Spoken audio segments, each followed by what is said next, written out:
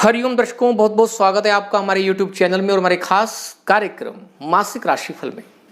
1 मई 2020 से 31 मई 2020 तक का समय मकर लगन मकर राशि के जातक जातिकाओं के लिए कैसा रहने वाला है, इसकी चर्चा इस वीडियो के माध्यम से की जा रही है। दर्शकों, यह वीडियो केवल और केवल मकर लगन मकर राशि के जातक जातिकाओं के लिए। यदि आपका लग्न राशि मकर है या फिर आपकी चंद्र राशि मकर है तो यह वीडियो आप देखें, अन्यथा नहीं।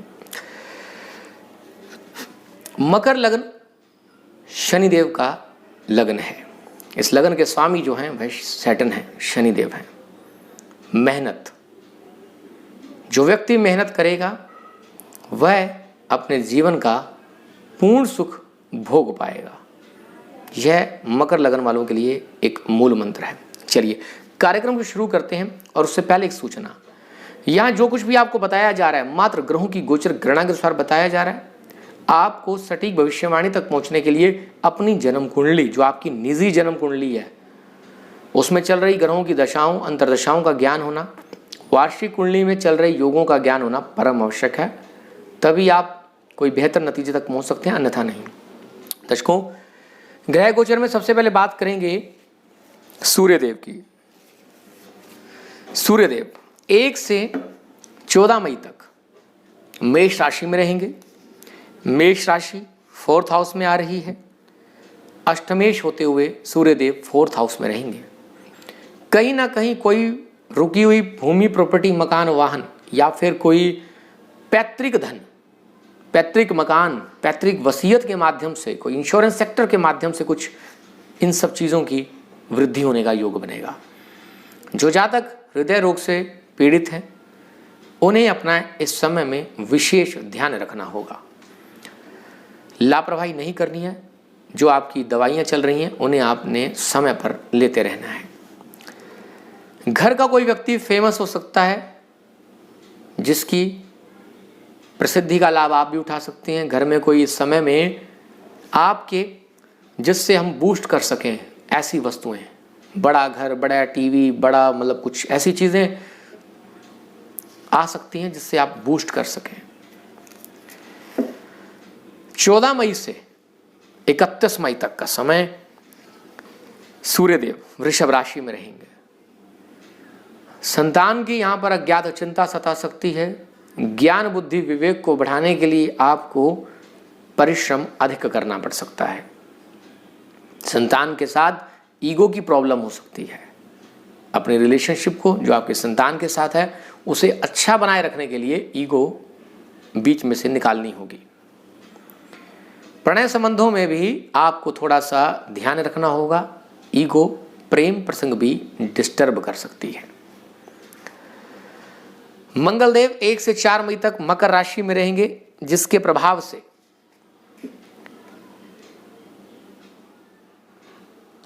गुस्से, क्रोध, अग्नि में वृद्धि होगी। एक्शन ओरिएंटेड रहेंगे, जल्दबाजी में रहेंगे, हर काम जल्दी से निपटाने का प्रयास करेंगे। अपने दाम्पत्य जीवन के सुख में भी थोड़ी सी कमी महसूस करेंगे इसी क्रोध अग्नि के चलते। व्यवसाय में पार्टनरशिप, अगर आप पार्टनरशिप के व्यवसाय में हैं, यदि आप पार्टनरशिप बिजनेस में हैं, तो जो पार्टनर हैं उनके साथ भी कुछ क्रोधित हो सकते हैं। यहां एक योग और भी बना हुआ है। जो अविवाहित हैं उनके विवाह के प्रस्ताव भी आ सकते हैं, ऐसा भी योग है। गेन हो सकता है पार्टनरशिप के माध्यम से ही। इच्छाओं की पूर्ति भी पार्टनरशिप के माध्यम से हो सकती है। पार्टनर्स को भी लाभ होता हुआ दिखाई देगा आपके स्टार्स के माध्यम से। 4 मई से, ये 4 दिन का बताया मैंने, 4 मई से 31 मई तक कुंभ राशि में रहेंगे। आपकी वाणी में क्रोध झलकेगा। धन के मामले में यह समय आपको बेनिफिट देगा। यानी कि यदि आपकी कोई आर्थिक परेशानियां चल रही थी या फिर धन से संबंधित कोई परेशानियां चल रही थी तो वह चुटकियों में दूर हो जाएंगी। इस समय में धन में वृद्धि, बैंक बैलेंस, सेविंग में वृद्धि का योग बनेगा। तीखा खाने को प्राप्त होगा, मसालेदार चीज़ों का प्रयोग ज़्यादा करेंगे भोजन में।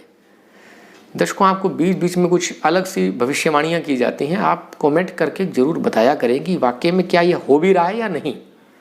चलिए, बुधदेव 1 से 9 मई तक मेष राशि में रहेंगे।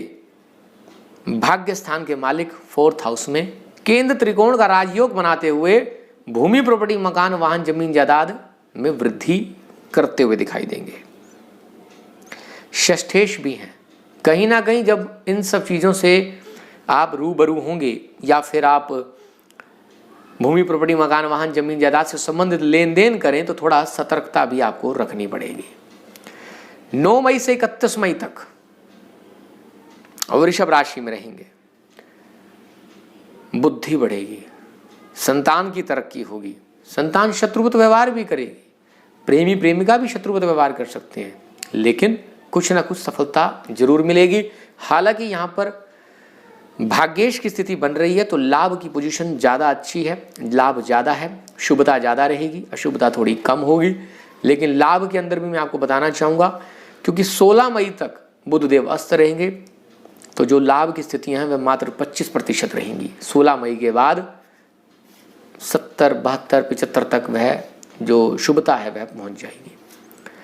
बृहस्पति देव मकर राशि में रहेंगे, 14 मई से मकरी होंगे। वक्री बृहस्पति लग्न पर बैठे होंगे, द्वादशेश होते हुए, तृतीयेश होते हुए यात्रा करने का बड़ा मन करेगा, हिम्मत पराक्रम दिखाने का बड़ा मन करेगा, खर्च के भी योग बनेंगे, सेहत को लेकर थोड़ी सी चिंता भी बनेगी। अपना स्वयं का, निज का ध्यान रखें, अपने पार्टनर्स का ध्यान रखें सेहत के तौर पर। शुक्रदेव वृषभ राशि में रहेंगे, 13 मई से वक्री भी होंगे। शुक्रदेव जो कि आपकी कुंडली में पंचम भाव और कर्म भाव के मालिक हैं, स्वयं राशि में रहेंगे। कैरियर अच्छा चलता रहेगा, केंद्र त्रिकोण राजयोग के चलते सफलताएं प्राप्त करेंगे। प्रणय संबंध इस समय में मजबूत रहेंगे। आपके पास प्रेमी प्रेमिका नहीं है तो प्रेमी प्रेमिका बनने के योग बनेंगे। संतान नहीं है, संतान होने का योग बनेगा। संतान के सुख में वृद्धि भी हो सकती है। चलिए आगे बढ़ते हैं। शनि महाराज यहाँ पर मकर राशि में रहेंगे, लग्न में ही बैठेंगे तो यह एक बड़ा ही शुभ योग बनेगा, जिसके चलते सभी प्रकार के जो भी बुरे योग हैं वह समाप्त होंगे। अपने दम पर, अपने सेल्फ डिसिप्लिन के दम पर, अपने दम पर आप सभी प्रकार की परेशानियों से बाहर भी निकल जाएंगे। यह एक शुभ योग है। और बात करते हैं यहाँ पर केतु महाराज की, राहु महाराज की। मिथुन राशि में बैठेंगे, 6ठे भाव में आपके गोचर करेंगे, जिसके चलते यह भी आपके लिए शुभ है। हालांकि आपके जो रोग ऋण शत्रु हैं उनसे आपको निपटना पड़ेगा और आपको सफलता भी मिलेगी। इस समय में अगर कोई पुराना रोग है और उससे आप निपटना चाहते हैं तो आपको कोशिश करनी चाहिए, आप निपट जाएंगे। केतु महाराज धनु राशि में बैठेंगे, मोक्ष की दृष्टि से शुभ हैं, मोक्ष दिलाने वाले हैं।